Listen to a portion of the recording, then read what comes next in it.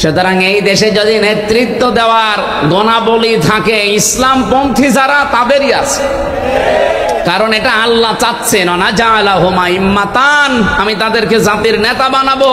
2 নম্বরে না জাআলাহুমুল ওয়ারিসিন, এই জমিনের উত্তরাধিকারী আমি আল্লাহ তাদেরকে বানিয়ে দেব। এতদিন বিতাড়িত করার চেষ্টা করেছিলেন, নিষিদ্ধ করার চেষ্টা করেছিলেন, আল্লাহ নিজে এখন দায়িত্ব নিয়ে এখানে ফাইল নিজে আল্লাহ সরাসরি অনুরিদু, আমি আল্লাহ ইচ্ছা করছি। সুতরাং আল্লাহর ইচ্ছাকে রদ করার ক্ষমতা দুনিয়ায় কারো? বলেন দুনিয়ায় কারো? আমরা এটা এখন দেখার অপেক্ষায় আছি। অনুমাক্কিনা লাহুম ফিল আরদ, আমি আল্লাহ নিজে তাদেরকে শাসন ক্ষমতায় বসিয়ে দেব। আমি মনে হয় বানাচ্ছি না? সূরা কাসাস 6 নম্বর আয়াত, অনুমাক্কিনা লাহুম ফিল আরদ, আমি আল্লাহ নিজে জমিনের শাসন ক্ষমতার চেয়ারে তাদেরকে বসাবো। এখানে বসাবে কে? আরো জোরে, সরাসরি কর্তা আল্লাহ নিজে। কেন করাবো জানো? নুরিয়া ফিরাউনা ওয়া হামানা ওয়া জুনুদাহুমা মিনহুম মা কানু ইয়াহদারুন, আমি ফেরাউনকে দেখাতে চাই। আমার প্রশ্ন হচ্ছে নুরিয়া, আল্লাহ বলেন আমি দেখাতে চাই, দেখাতে চেয়েছি, আল্লাহ বলেন না চাই। বর্তমান ভবিষ্যৎ প্রেজেন্ট ফিউচার, বলেন তো এখন ফেরাউন বেঁচে আছে? বলেন বলেন, তাহলে আল্লাহ কেন নুরিয়া দিলেন?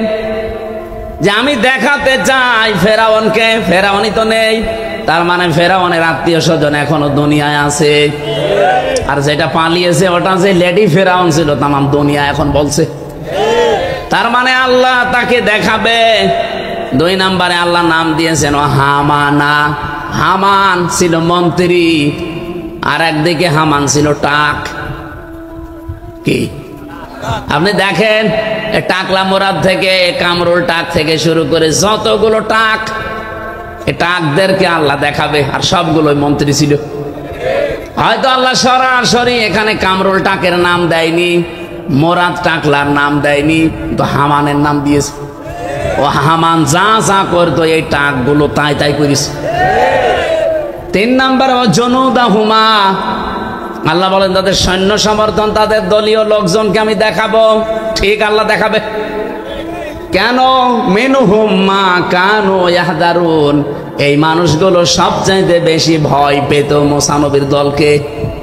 এই 54 বছরে এই দেশে ইসলামপন্থী কোন দলকে জালেমরা এত ভয় পায় না যত ভয় পায় জামাত আর শিবিরকে।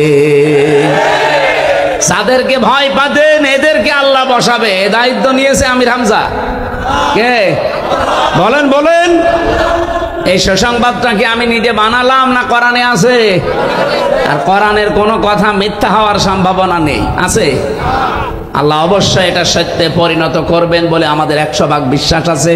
আর সেই আশায় এখন আমরা আছি ইনশাআল্লাহ।